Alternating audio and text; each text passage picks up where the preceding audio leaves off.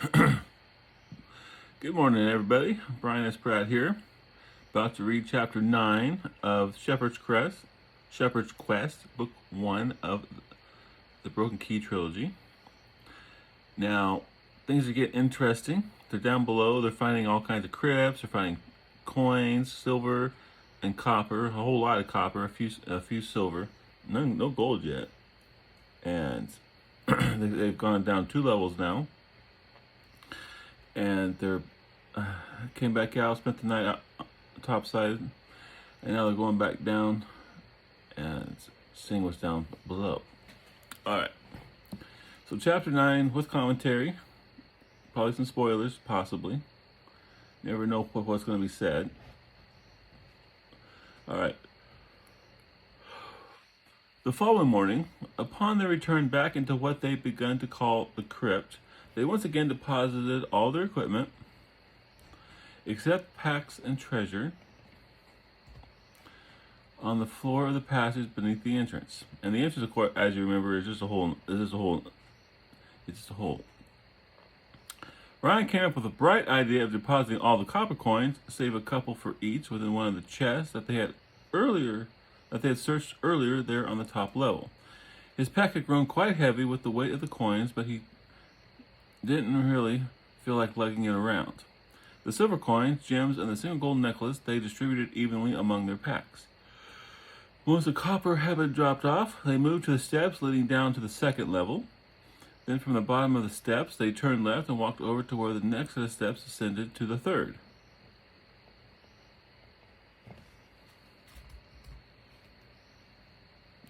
To the as yet unexplored third level. Ryan took the lead as he stepped into the opening of the stairs. Like the previous set of steps, this one held 20 steps, leading from one level to the next. At the bottom, they came out onto another passage running left and right. The lantern's light revealed the passage extended into darkness to the left, but to the right, it continued a short ways before turning abruptly to the left. Might be a square, just like the one above, he commented. Turning to the right, he led the others as he headed for the corner and followed it around to the left. Not too much farther from the turn, they came across another entryway to a 2-buyer room. It was practically identical to the one above, only to the ones above. Only this time, the 2 chests sat on top of the buyers at the foot of the deceased.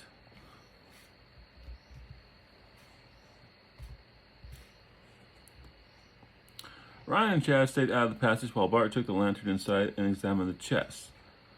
The first one had a mark by the keyhole indicating the possibility of a trap. Over dinner, they had discussed traps and the way chest makers would put a mark to indicate the presence of one. Ryan still thought it was rather dumb, seeing as how it only seemed to work to the thief's best interest. But Chad had come up with another possible reason. Maybe it could be to put there to discourage thieves, he had guessed. I mean, if a thief knew it was trapped, wouldn't he be more likely to move on to a less threatening target? Perhaps, Ryan had said, but I still think it's a pretty stupid idea. He had looked at Bart and added, "It hasn't dissuaded us in any way." "You got a point there," replied Bart. But now they waited back a ways and watched while Bart worked on the chests. He managed to get them open in short order, and within each they found a total of 12 silver coins. For the first time, the copper coins were not present. Ryan nodded as they divided up the coins. "That's more like it," he stated. Since 20 copper coins were the equivalent of a silver, having only silver kept the weight down. They left the room, and Ryan again took the lead as they continued down the passage. The light from the lantern soon revealed 2 openings coming up ahead. One on the right that was similar in width to the one they had just left,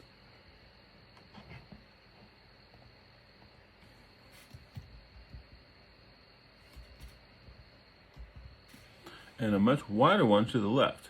As they drew closer, the lantern's light revealed the opening to the left to be almost 3 times as wide as any they'd come across so far.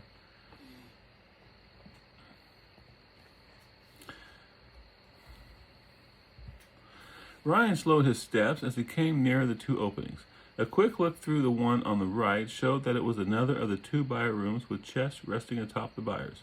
Leaving the two buyer room alone for the time being, he turned his attention to the larger opening on the left. This room was almost 3 times as large as the 3-column room with 6 buyers they had found above. It was shaped as a diamond, with the entryway where they were standing being one of the diamond's points. Additional entryways gaped at each of the other 3 points of the diamond. A single buyer rested against the wall of each of the 4 sides of the diamond. Just beyond the head and foot of each of the buyers, tall columns stretched upward from the floor all the way to the ceiling. As Riyan entered the room with the others right behind, the light from the lantern revealed a sword and shield hanging on the wall above each of the buyers.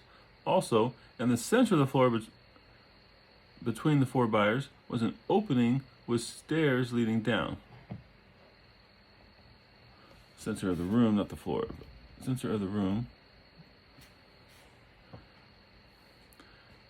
They gave the stairs a quick look, and when nothing other than darkness could be seen, turned their attention to the swords and shields upon the walls. Closer examination revealed that they had survived the passage of time well. Not a speck of rust marred their surfaces, and each looked as if there was strength remaining in them. Each of the shields bore a different coat of arms that was an exact match to the coat of arms depicted on the armor of the deceased soldier lying beneath.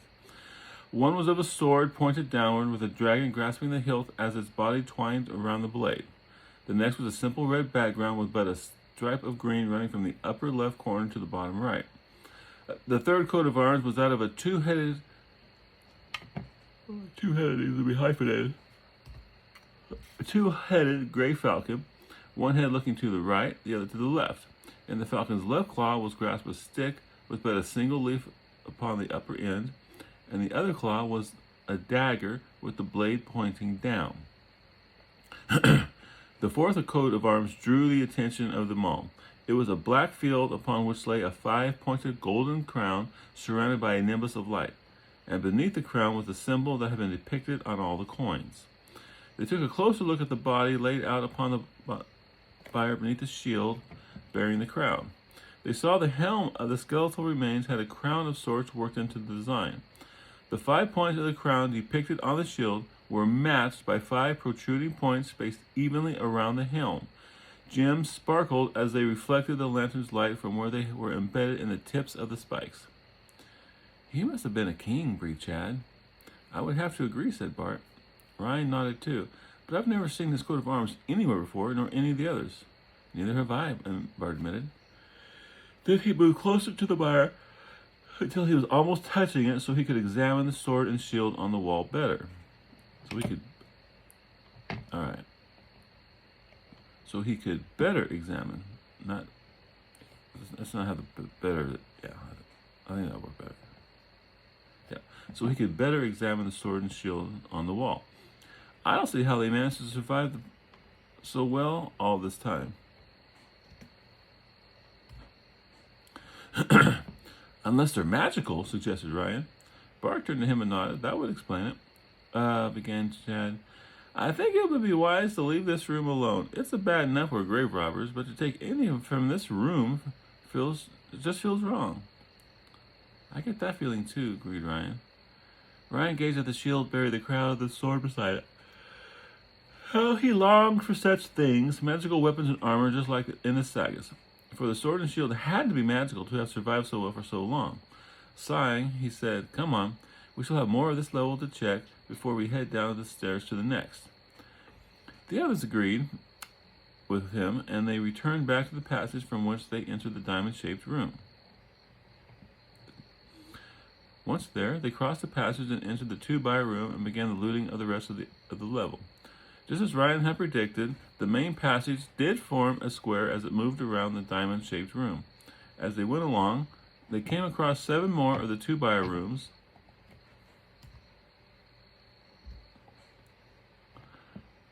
and collected another 72 silver pieces, and 6 small gems.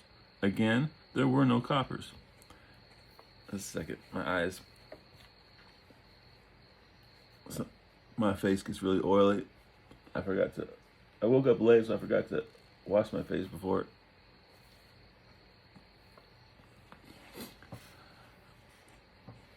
Okay.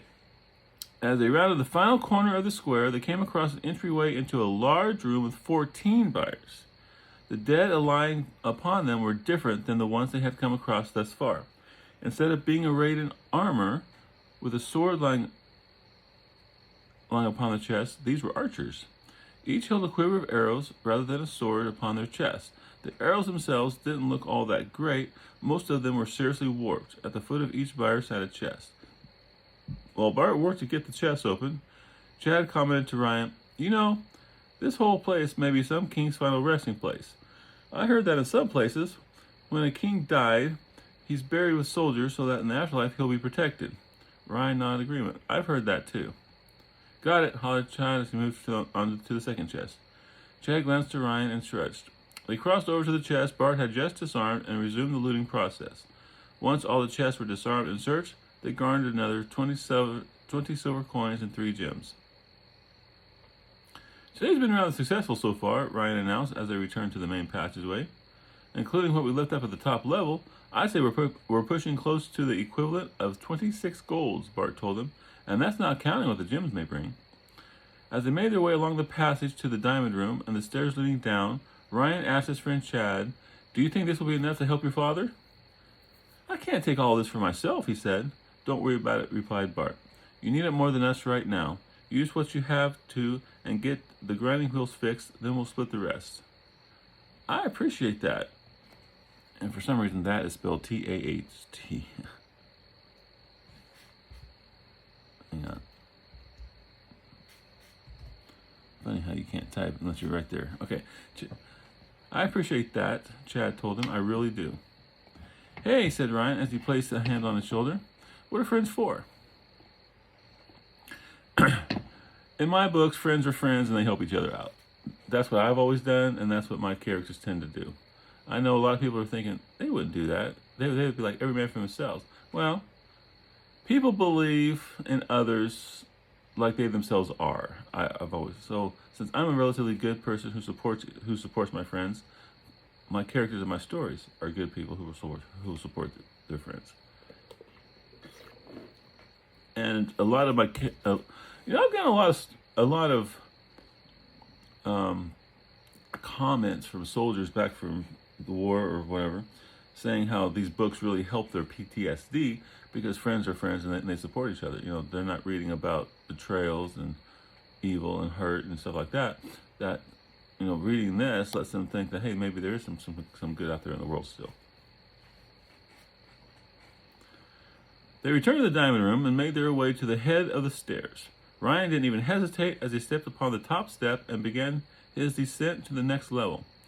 Unlike the 2 previous flights of steps they had taken as they descended from one level to the next, this one had 40 steps before reaching the bottom. Where the steps ended, a passage extended forward for 20 feet before reaching an entryway into another room. For the first time since they'd been down there, they came across a door. The door sat open and was swung within the hallway toward them. It was a rather sturdy wooden door with reinforced iron bindings. If the door had been shut, it would have taken quite a bit of force to get it open. "Odd to find a door here," Chad stated. "Isn't it, though?" asked Bart. They passed by the door and into the room on the other side. "Whoa," Chad said as they entered a room that made all the other ones seem small.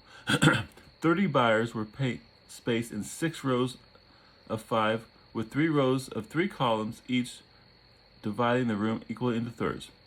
1 row of 5 bears, then a row of columns. 2 rows of 5 buyers, then another row of columns. Then 2 more rows of buyers, a row of columns, and then 1 last row of 5 buyers.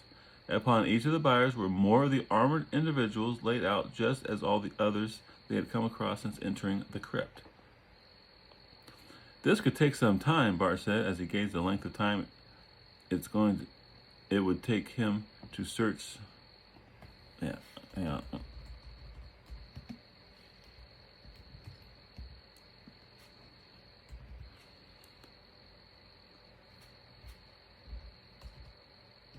It would take him to search each of the 30 buyers and disarm whatever traps they might have.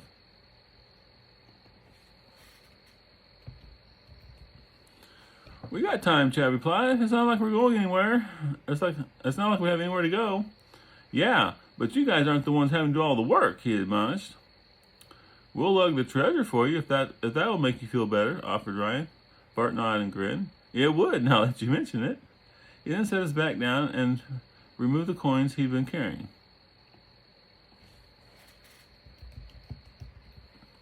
Once he transferred them to Riyan and Chad, he stood back up. Better. I bet, said Riyan as he hefted his now much heavier pack.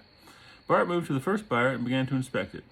Chad lit the wick of the second lantern they carried and said to Riyan, "Why don't we explore a little while we're waiting?" "Sure," agreed Riyan. On the far side of the room, across from the end of the center of the columns, my comma's in the wrong spot.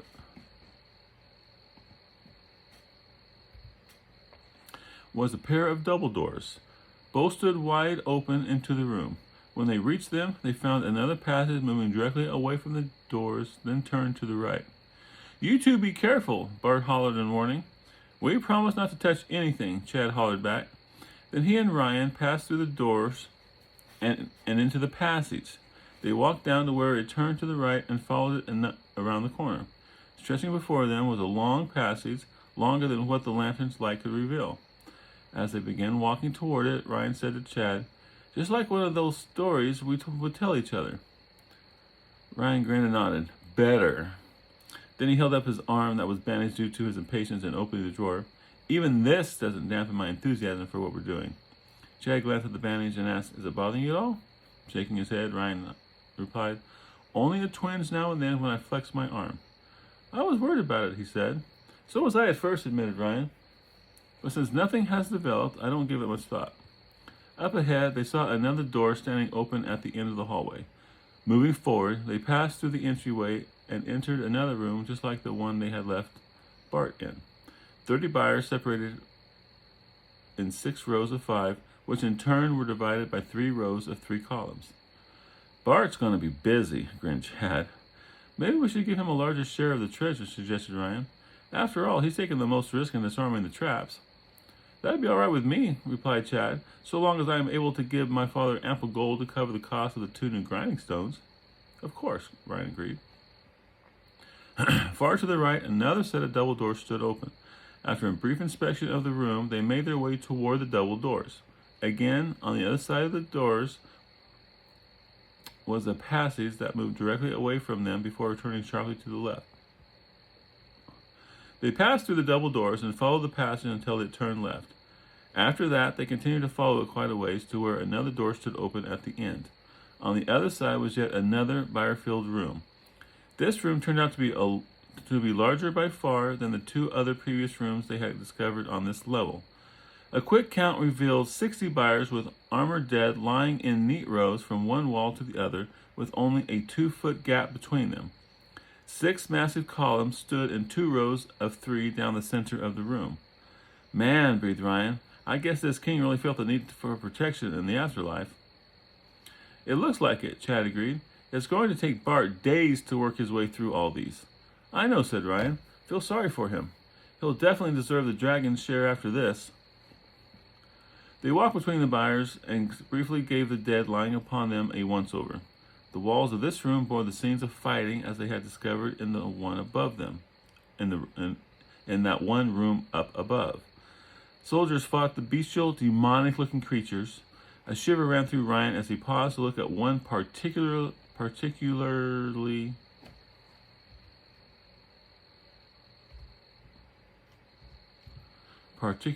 nasty scene where it looked as if a group of creatures were eating the flesh from a fallen soldier. "Let's get out of here," Chad said as he indicated another set of double doors at the end of the far room. "This place kind of gives me the creeps." "You know it," agreed Riyan. Moving out, they made their way through the buyers until they reached the double doors. There they discovered a passage moving directly away before turning left. "How many more of these are there?" Chad asked as they passed into the passage. As they entered the passage, I like that. As they entered the passage. "I hope not too many more for Bart's sake," replied Riyan. They seem to be getting bigger as we go along. Chad chuckled at that. After turning left, the passage continued to run twice as far as the others on this level before opening up onto a room. When the light from the lantern hit the room, they could tell that at last they had found something different. There were no buyers within this room. What they saw caused them to come to an abrupt halt. From the end of the passage, the walls of the room angled outward 45 degrees until ending at the far wall of the room. Just within the room, on either side of the entryway, were large empty urns. From the soot coating the upper rim of each, Riyan deduced that they must have at one time been filled with oil and had burnt. But this was not what had made them stop. Rather, the wall across from them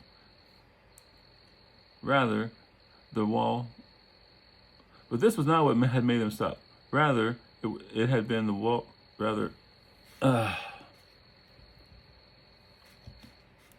Sometimes it doesn't read right.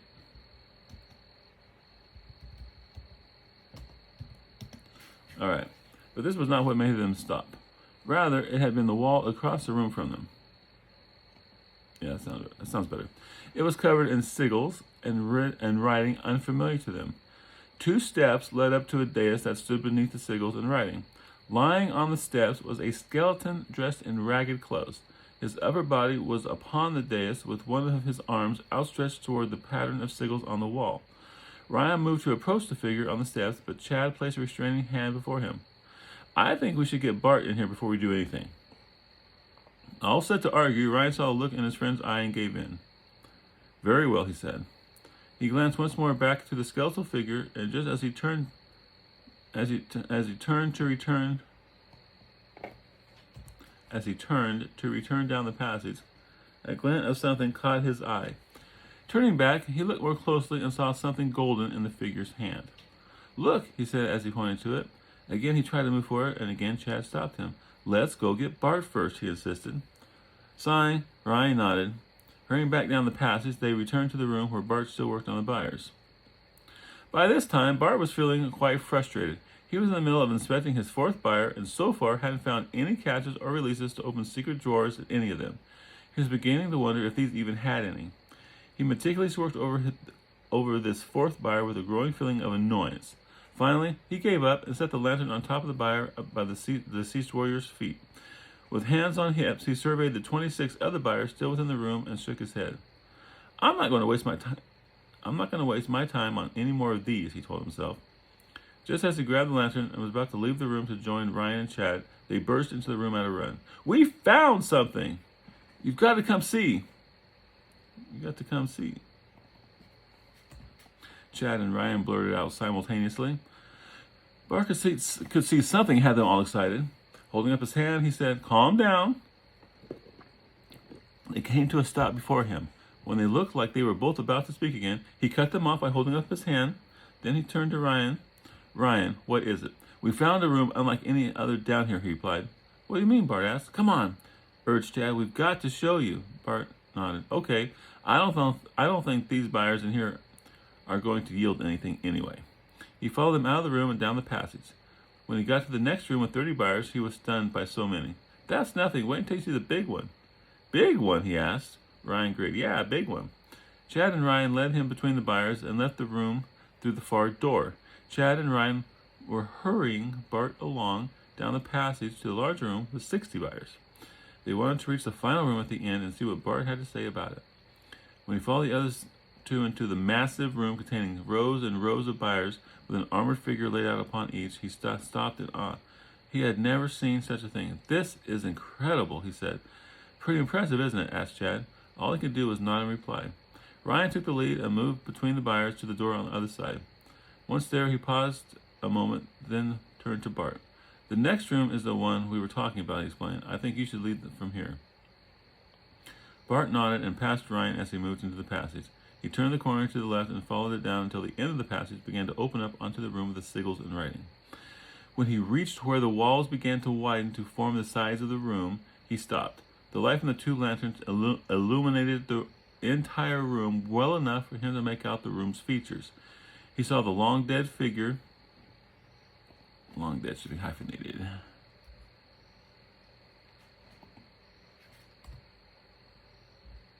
He saw the long dead figure lying on the steps leading up to the dais. Then his eyes moved to the sigils and writing upon the wall across from him. Chad pointed to the figure on the step and said, "There's something in his hand." Bart turned his attention to the figure's outstretched hand and saw the glint of something golden. "Stay here," he told the other two as he worked his way toward the steps. This room gave off a feeling of unease that made him be extra careful. There was something about the figure sprawled on the steps that screamed for him to proceed with caution. He figured what was lying before him had been a man at one time, though it's hard to tell, as all that's left were bones and the remnants of his clothes. Of the clothes worn when he died.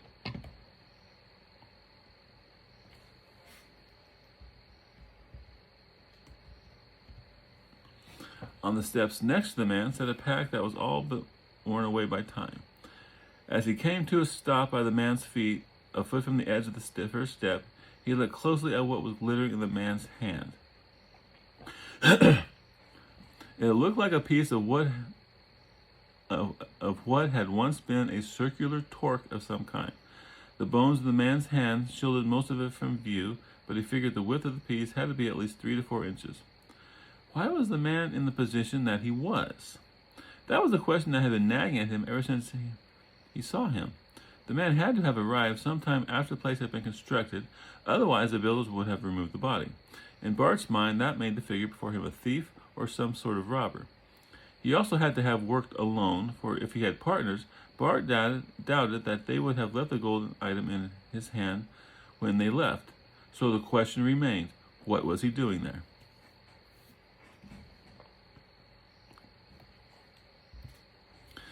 Then Bart turned his attention to the wall above the dais and the sigils inscribed upon it. The way the man's hand was outstretched led him to believe the wall was in some way the man's destination. Also, the fact that steps led up to it had to mean something as well. "What do you think?" asked Ryan. Bart turned back to them and said, "I think he was a thief and was here to loot the place." "But if he was," supposed Chad, "why weren't the buyers in the above levels touched?" "Good question," Bart replied. Then more to himself than the others, he said he mumbled quietly,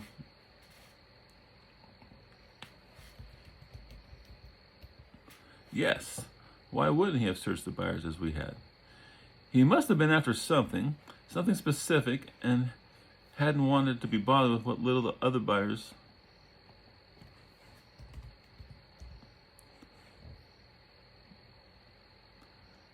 hadn't wanted to be bothered with what little the buyers would have given him." "Could that wall there hold some sort of secret door?" suggested Ryan. "Maybe on the other side is the king's treasure room?" "Possibly," agreed Bart. "That would make sense." He turned his gaze back to the wall and examined the sigils and writing. One pattern seemed to stand out more than the others. At the pattern's center was a circle, one of many such designs inscribed in the stone, but something about this one caught his eye. It was sunken into the wall more than the others. He looked to the golden item in the man's hand and then back to the circle. Yes, it would fit perfectly within the circular depression of that sigil. Turning his head towards where the other two stood at the entrance, he said, "I believe you're right." Pointing to the golden item in the man's hand, he said, "I think that fits nicely within that sigil there." He then moved his hand and pointed toward the sigil, whose circle was indented nicely. I'm going to change that to perfectly. Now it reads, "I think that fits perfectly within that sigil there." He then moved his hand and pointed toward the sigil, whose circle was indented. "Do you think it could open up if we place it in there?" asked Ryan.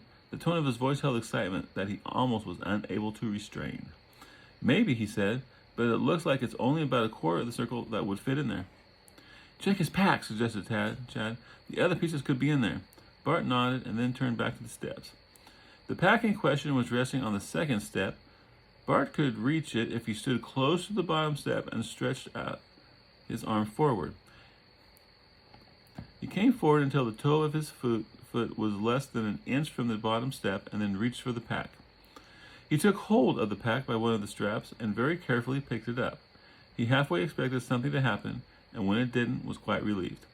Turning around, he brought the pack over to the others. He then set it on the ground and very carefully started to open it. The cloth of the pack disintegrated under his fingers and revealed what once had been papers within. But time had destroyed the papers beyond all recognition. The barest touch caused them to crumble into dust.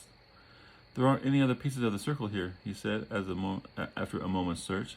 "But there has to be," exclaimed Riyan. "Why would he be here if he didn't have the entire key to the secret door?" "Could be he didn't know that he only had a part of it," suggested Bart. "Greed can blind you that way. Or he could have thought that just a single piece would have opened it." "Do you think it could?" Chad asked. "I mean, if he thought this would have opened it, he may have known more about it than we do." "Worth a shot." Taking the staff that he'd been using to trigger traps, he returned to the steps and stopped several feet away. He placed the end of the staff on the first step and pressed down upon it.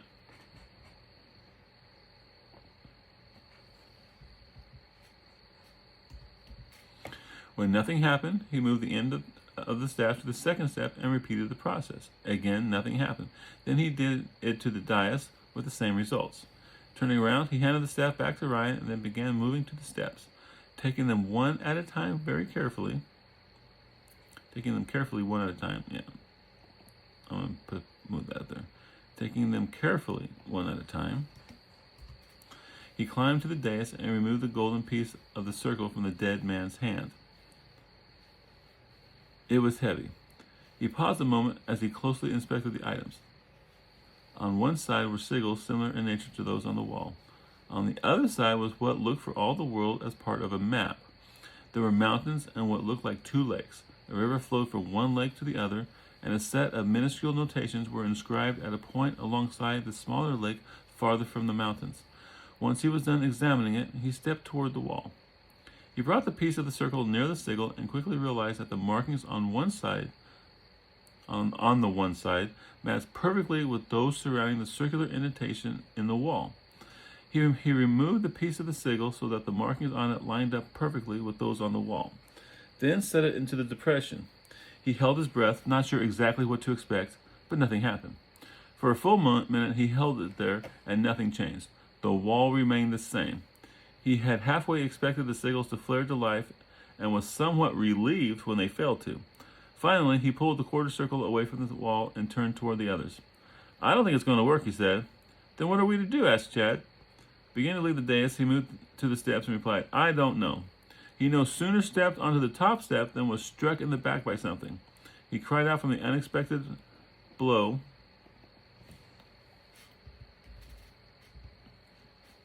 And the other two rushed forward as he stumbled down the steps. "My back!" he cried out as the others reached him. Riyan looked at his back and saw that a 2-inch dart had pierced his skin several inches to the right of his spine. He grabbed it and pulled it out, with which elicited another cry from Bart. Then he and Chad helped him to the floor. When he showed Bart the dart, he said, "Check my back. See if there are any red lines radiating from the wound or if there is any swelling." Chad helped Riyan to pull up his tunic to bare his back. When they had it bared, they saw the wound, then glanced at each other worriedly. "Anything?" he asked. They saw the hole where the dart had punctured Bart's skin. It was still welling drops of blood, but that wasn't the cause of their concern. What was were the dark red, spidery tendrils that were beginning to spread outward from the wound. And that ends chapter 9. So things got a little bit interesting in this one. They found lots of buyers, and they found the diamond room has a king in it, apparently, and 3 others laid out in grand ceremony. Then they found the sigil room, sigil-inscribed wall, magical, obviously. That's what I was going for anyway. And then a quarter of the torques, and in the dead thief's hand. So, and now Bart's hurt. He's been poisoned. Obviously, he's been poisoned. He's been talking about how poison can either lose its potency or gain more potent. So this one here obviously has retained or perhaps even increased its potency. So what are they going to do? So we'll find out tomorrow when I read chapter 10. Okay, now for other stuff. My mom is doing better, for those who have been following that.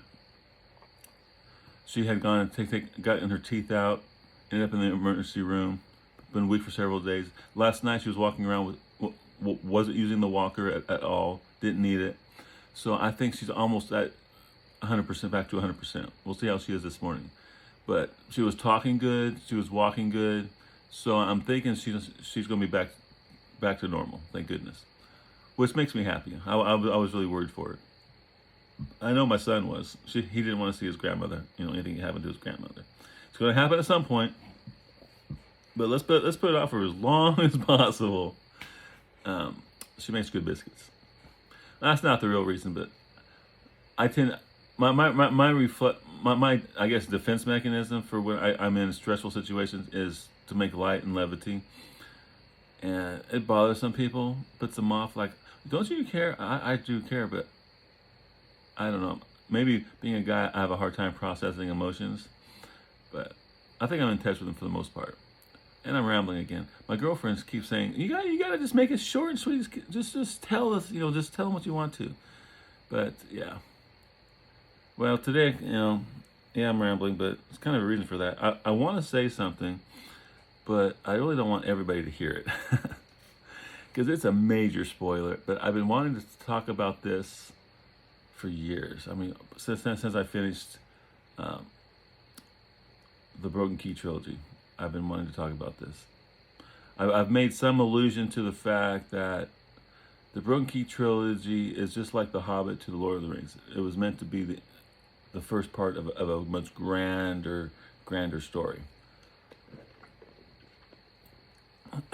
Well, so I'm going to talk about that other story right now. I may never get to writing it because the sales of this is so bad. Hunter of the Horde and Quest End, those two, I get maybe 2 or 3 sales a month each. So in some months I may not get any at all. Like I just now today got someone just bought Hunter of the Horde and Quest End. So maybe this is having some effect, or I don't know. I always thought when I bought, when I was a reader, if I liked an author, I hunted down everything that they wrote. And I really thought that would be the same case with my writing. People who really loved and were obsessed with the Morsai Saga would read everything else. And there's some of that do. But by and large, people don't. Anyway, the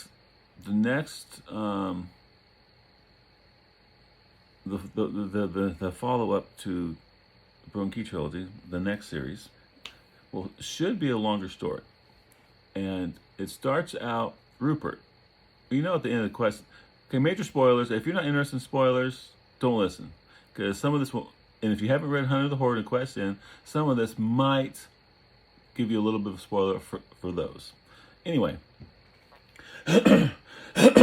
so the end, or the beginning of the next series, the first scenes is Rupert going into the underground crypt. It is coming in here. He works his way to the room where the 4 buyers are against the wall. The king and his 3 people and his 3 generals, main generals. And he goes to the king's buyer and he kind of puts his knee up on it and reaches up to grab the sword and the shield. About that time, and then as he touches that, the skeletal hand of the king grabs him by the throat, and then the king sits up. He's been awakened, and he talks. See, what happened was,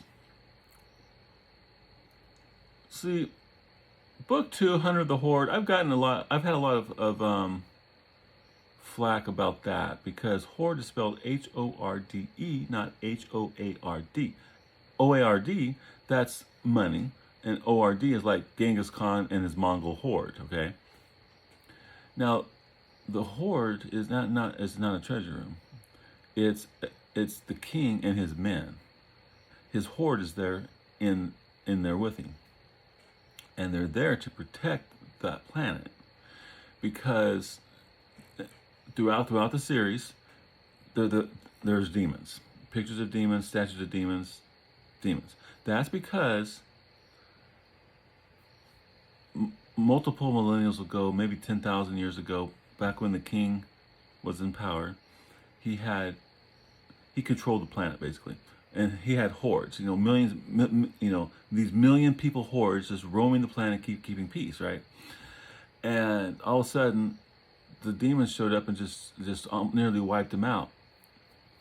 Well, where they're at now, the crypt that Ryan's been going through, at the bottom of it, that sigil-inscribed wall, that seals the portal the demons used.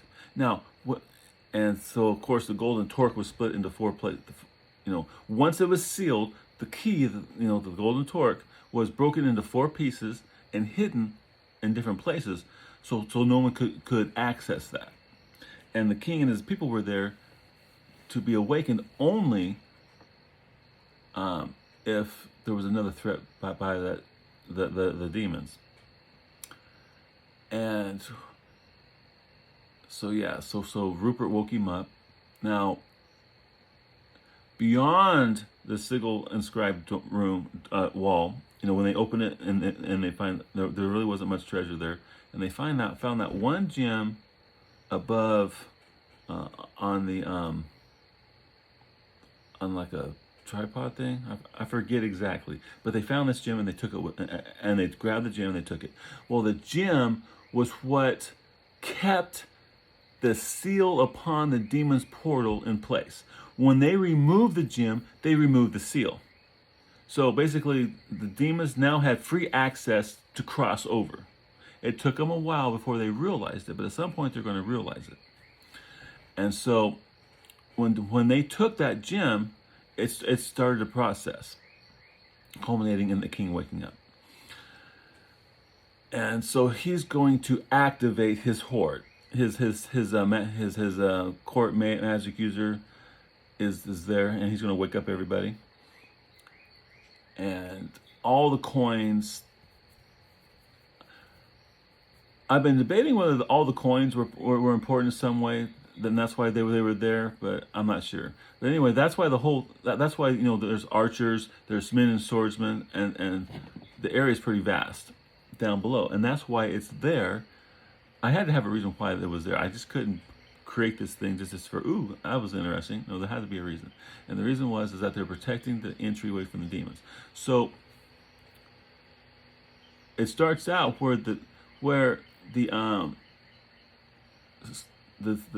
skeletal king wakes up Bart and Rupert, and from Rupert he learns all he needs to know about Ryan and so forth. Well, he's going to go and find Ryan, the dead king, to collect the gem, while his generals are marshaling his people to fight and maintain because the demons are surely going to start an incursion into our world, and they have to get their people up and ready to fight this. And so, but they need the gem. They need the gem to seal the portal once more. And so the king is going to go and find Ryan, and then because Brian's doing this other thing somewhere else, and he's already sold that gem, so he's got to find Ryan, get Ryan to tell him, and of course Ryan will get the band back together. Ryan, Chad, Bart, and Kevik, and the king will go off in search of this gem, and that'll be the whole thing. And meanwhile, his army is down in the crypt, and the demons start coming through, and so forth. And that was going to be my next story of this. And I was really looking forward to writing it. But man, I got to write where the money is. And right now, that's the Morsai Saga. Nothing else I write, that many people are interested in. Some are, yes, but not that many. I mean, we're talking less than 1% of people who do the Morsai Saga go to anything else. I mean, a lot of the free stuff gets downloaded, but not many. Book 2 of Adventures Guild gets sold. Not many of Hunter of the Horde or Quest End get sold. So I'm really discouraged about that. But I know Morsai Saga is pretty good as long as I keep writing that.